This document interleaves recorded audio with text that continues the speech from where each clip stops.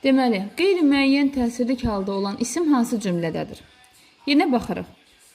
Hələ siz Xudayar bəyi yaxşı tanımırsınız. Kimi? Xudayar bəyi. Baxın, burada bəyi mənsubiyyətdir və ondan öncə də gəlməlidir yiyəlik hal. Deməli, bu A variantı lazım olmayacaq. Çünki bizə qeyri-müəyyən təsirlik istəyir. Orada əhvalatı öyrəndikdən sonra nökəri Əzizlə ata minib öz yurduna qayıtdı. Bax, nəyi? Əhvalatı. Müəyyən təsirlik halda, amma bizə lazımdır qeyri-müəyyən təsirlik hal. Hara qayıtdı? Öz yurduna. Burada da A şəkilçisi, yönlü halın şəkilçisidir. Gülnar da qoşuldu. İndi söz yox.